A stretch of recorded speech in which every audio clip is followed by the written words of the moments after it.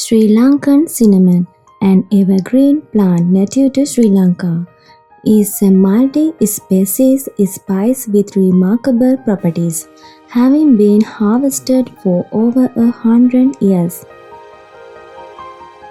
Cinnamon is the main reason behind the authentic flavors and aromas of Sri Lankan food. Cinnamon rings and cinnamon tea are also popular around the world today. Also, cinnamon has often become an Ayurvedic ingredient in Asian countries. Furthermore, the oil is mainly used in food products along with perfumery and medicinal products. Due to these reasons, the demand for cinnamon in Sri Lanka is really high. Thus, cinnamon cultivation has become the occupation of many people in several areas across the island. The southern region where cinnamon cultivation is popular was chosen. And currently, cinnamon cultivation is facing many difficulties and challenges, both natural and artificial, due to several factors from growing to exporting. With climate change, change in rainfall and weather patterns come natural challenges. And given the rigors and duration of the process, many pillars quit cinnamon farming. Cinnamon is also susceptible to pests and diseases. It reduces the ability to produce high grades of cinnamon. At the same time, the productivity of the land is reduced because the reproduction of the branches is less. Due to this, farmers get less income. Also, some of the cinnamon plantation owners have given up the cultivation of cinnamon.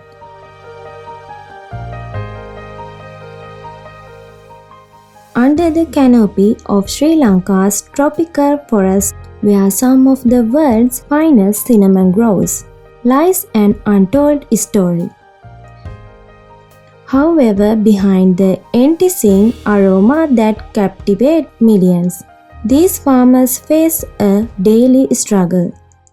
අපි මුලින්ම කරන්නේ මේ පටන ගස් වලින් ගුඳුයට අරගෙන මේ තවන් කළා ඊළඟට මාස 4-5 ගියාට පස්සේ මේ පොළොව හදලා 4-2කට වගේ ඉන්දන පරතරේ තියලා පැල ඉඳලා ඒ පාර මාස 3-3ට පොළොව දාලා මේ අවුරුදු දෙකක් වගේ ගියාට පස්සේ පඳුරු සුද්ධ කරලා මේ අවුතු ගස් කපා දාලා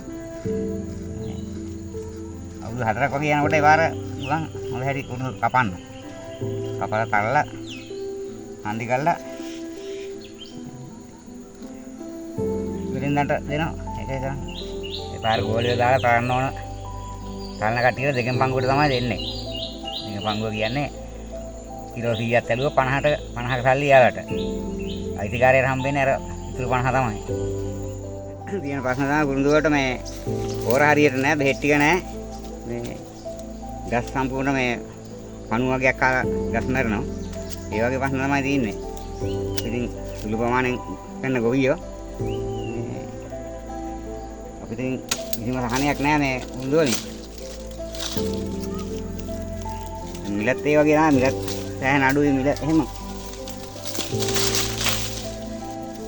ඕර ටික සහන මිලට එහෙම හම්බ වෙනවා නම් කොහෙන් හරි හොඳයි එහෙමත් නෑ අපිට වර්ධාකායටත් කුරුඳු නඩත්තු කරන්න හරි අමාරුයි මොකද කුරුඳු ටික තැළුවත් හරියට වේලා ගන්න බෑ ඒ පාර වේලලා කඩේකට ගෙනිච්චාම පස්සේ මේ වේලා නැතේ ඒතොලට අර මේක කපනවා කිලෝ 4-5ක ඒ කාණ්ඩේ නිකම්ම ඉතින් පෑවිල්ලක් එන්න ඕන හරියට තලා ගන්න එහෙනම් ඒ වගේ ලෙඩ හැදෙනවා කුරුඳු කොට එහෙන් කොළ ලෙඩේ හැදෙනවා මේ ගස් මුල් වල තේරම පණුව ගහලා පණු රෝග හැදෙනවා ඒනම් සෑහෙන අමාරුයි මේ නඩත්තු කරන්න කුරුඳු ටික කොච්චර මානසිලා මේව කරත් නිකන් ඉන්න කාණ්ඩේ තමයි හම්බ කරන්නේ ඒක වෙලෙන්ද තමයි හම්බ කරගන්නේ ඒක ඒක වෙලා තියෙන මේවයි උන්ට පාවලා තියෙන එකයි මේ කුරුඳු කෙරුවා While researching the hardships of those who depend on cinnamon cultivation, I uncovered the often unseen life stories of farmers and workers who have devoted their lives to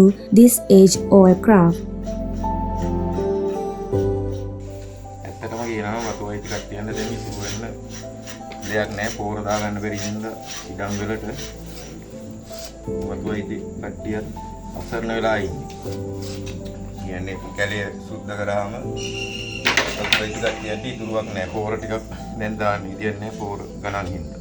රජයෙන් තින් පෝර ටික සහනය රජයේ මේ ඉඩම් අයිති අක්කරයකට පෝර පොට්ට පහක්වත් දෙනවනම් ඒක තමයි වතු හිමිකාරවන්ට තියෙන එකම සහනය. ඒ අතින් බැලුවම ඉතින් අපිටත් වැඩක් නැහැ. අපේ වීදම් දෙකක් යනවා.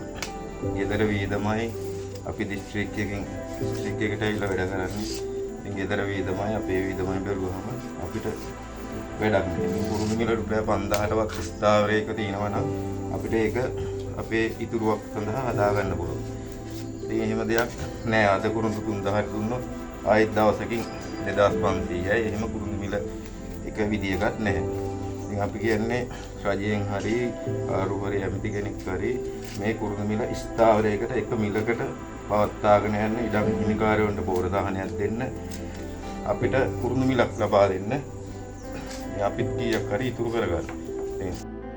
In my research, I explored solutions to these problems and agained valuable insight from Mr. Aryasena, the Export Agricultural Crops Project Officer of Dikwala Farmers Public Service Institute.